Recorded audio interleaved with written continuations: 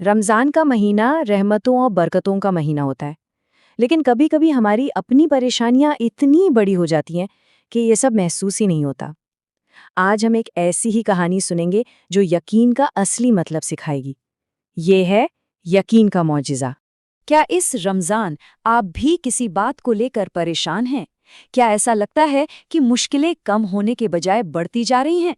जैसे कि कर्ज का बोझ या फिर बेरोजगारी की स्थिति और घर की टेंशन। ये सब चीजें जब एक साथ आती हैं तो इंसान अंदर से टूट जाता है। लेकिन आज जो कहानी मैं आपको बताने वाली हूँ वो शायद आपकी जिंदगी बदल दे। तो ये कहानी है समीर की। रमजान का तीसरा रोजा था। हर तरफ रौनक थी, खुशी थी, लेकिन समीर के घर में सिर्फ खामोशी थी। सोचिए, कर्जा इतना ज्यादा था कि फोन की घंटी बजते ही दिल घबराने लगता था। कुछ ही दिन पहले जॉब चली गई थी और माँ अस्पताल में थी। रोजा तो रख रहा था, लेकिन दिल पूरी तरह से टूट चुका था। लेकिन फिर एक रात तरावी के नमाज के बाद कुछ ऐसा हुआ जिससे सब कुछ बदलने वाला था। मस्जिद के एक बुजुर्ग ने समीर की परेशानी को भांप लिया और उसे अपने पास बुलाया। उन्होंने बड़े प्यार से समीर के कंधे पर हाथ रखा और कहा, बेटा, परेशान मत हो। आज से इफ्तार के बाद 111 मर्तबा ये पढ़ना, इन्ना अल्लाह अला कुल्ली शैन कदीर। इसका मतलब है बेशक अल्लाह हर चीज पर कादिर है। लेकिन उन्होंने एक शर्त रखी। कहा, इसे सिर्फ जुबान से नहीं, पूरे दिल से, पूरे यकीन के साथ पढ़ना। ये मानकर पढ़ना कि वो सच में सब कुछ कर सकता है। समीर ने मन ही मन सोचा, जब सब कुछ करके देख लिया है तो चलो ये भी करके देख लेता हूं। और यहां से समीर का यकीन का सफर शुरू हुआ। लेकिन देखिए, बदलाव कोई जादू की तरह फौरन नहीं आया।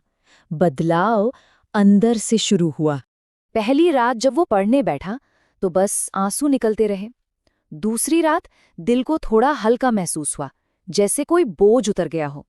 और तीसरी रात एक अजीब सा गहरा सुकून दिल में उतर गया।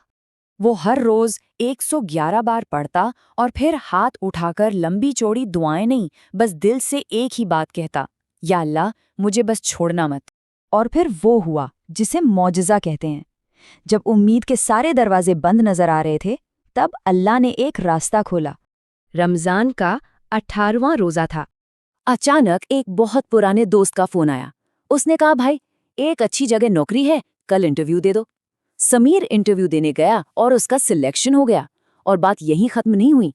उसी हफ्ते एक लेनदार ने खुद फोन करके उसका आधा कर्ज माफ कर दिया।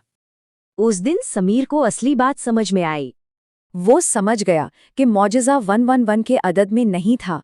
मौजिज़ा तो उस यकीन में था, उस भरोसे में था कि हाँ, मेरा अल्लाह सच में हर चीज़ पर कादिर है। और दोस्तों, यही तो रमज़ान की असल रूह है। ये सिर्फ भूखे प्यासे रहने का नाम नहीं है। ये तो अल्लाह से एक गहरा कनेक्शन बनाने का नाम है। ये दुआ का महीना है और सबसे बढ़कर ये यकीन का महीना है। आप भी आज से इफ्तार के बाद इसे पढ़ने की कोशिश कीजिए। लेकिन याद रखिएगा, सिर्फ एक रस्म की तरह नहीं, पूरे दिल से। क्योंकि ये कहानी हमें एक ही बात सिखाती है कि जब बंदा अल्लाह पर पूरा भरोसा कर लेता है ना, तो अल्लाह उसको कभी अकेला नहीं छोड़ता।